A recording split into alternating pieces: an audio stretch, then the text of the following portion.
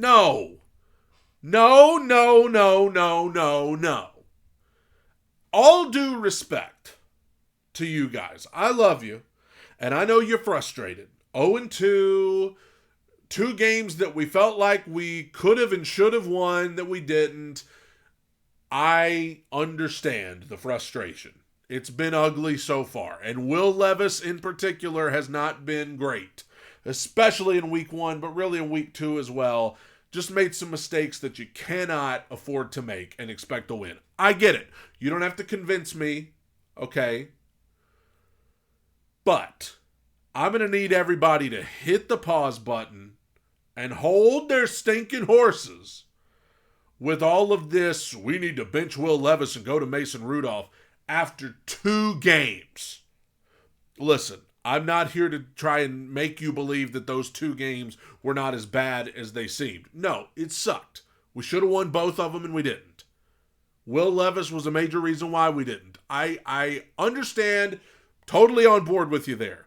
But there is nothing to be gained from benching Will Levis right now for Mason Rudolph.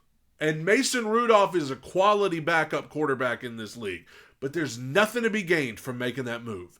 Everything the Titans have done this offseason, bringing in Calvin Ridley, bringing in Tyler Boyd, bringing in Tony Pollard, bringing in Lloyd Cushenberry, bringing in J.C. Latham, bringing in Bill Callahan to coach the offensive line, bringing in Brian Callahan, replacing Vrabel with him. Every bit of that has been to put Will Levis in a position to be successful this season. Regardless of what the Titans' record is, regardless of if they make the playoffs or not, everything that they've done has been done to put Will Levis in a position to have success. And through the first 2 weeks, for the most part, we haven't seen it. But you cannot, after 2 weeks, and even if you include last year, he started 12 games in his NFL career, and you already want to pull the plug. Already. Because do you understand what you're asking? If you pull the plug on this guy right now, that's it. It's over.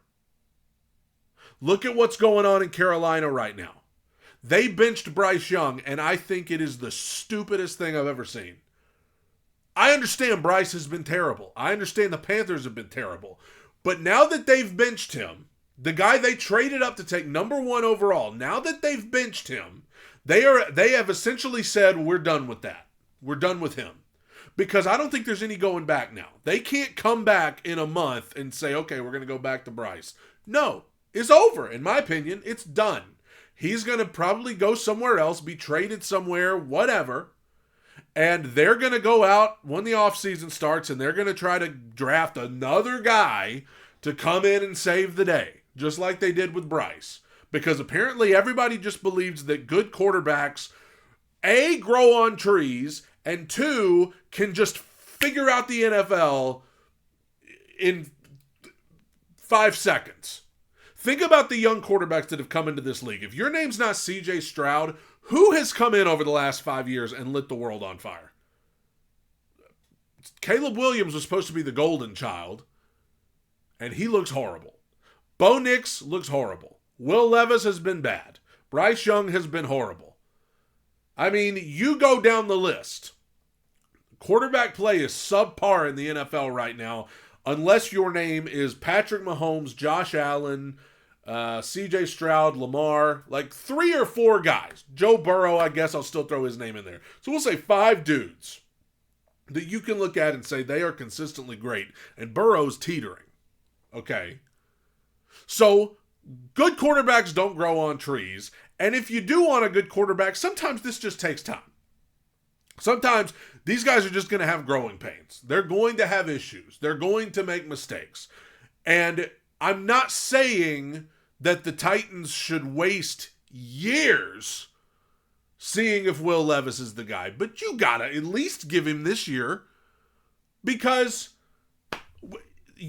look at the Panthers, okay? They're going to Andy Dalton.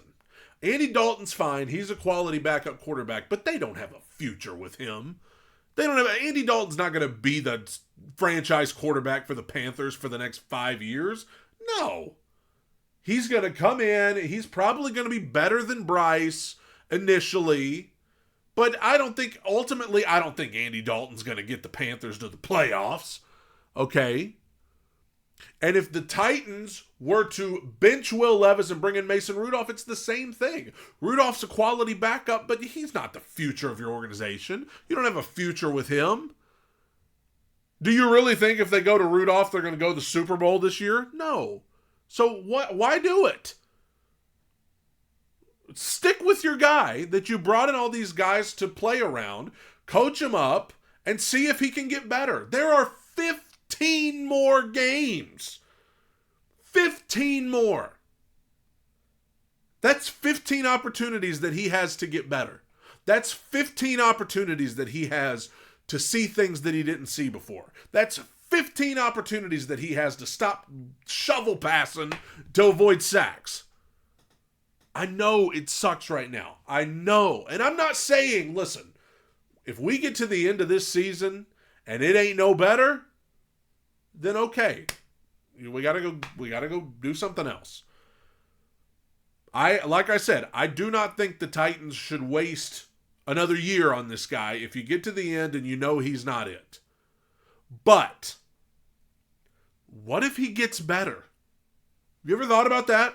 What if he gets better? What if he improves? God forbid.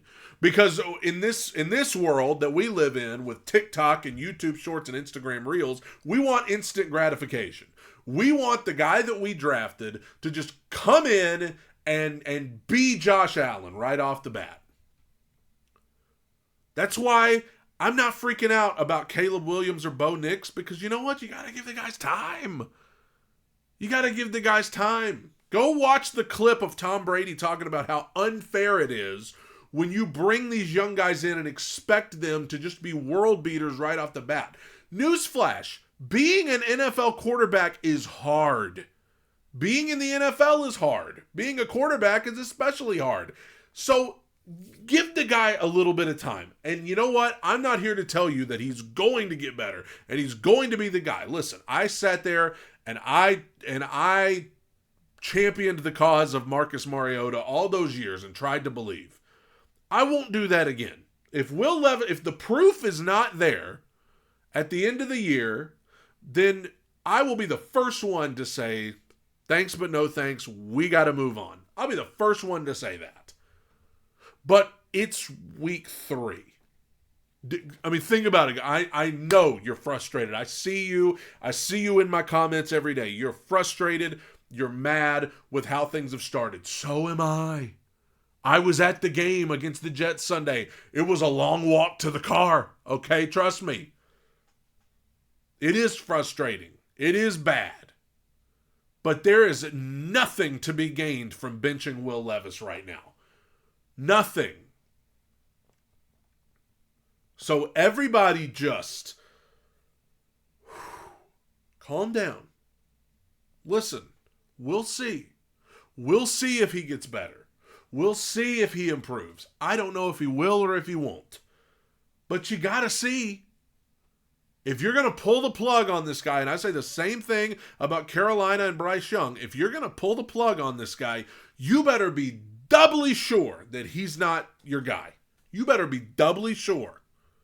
Because, back to the Carolina thing, if Bryce Young gets traded somewhere and he comes out next year or something and he's really good, what do you even do if you're Carolina? If he gets traded to the Dolphins, who might be looking for a new quarterback now that Tua, all his injuries. What if Bryce Young went to Miami, came out next season, and was great?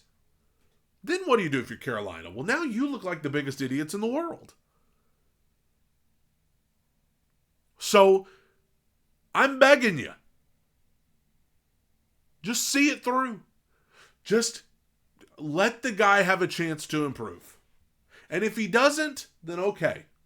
Bye-bye. But you need to be doubly sure before you just go benching people and cutting people and trading people. Listen, sometimes this stuff, it's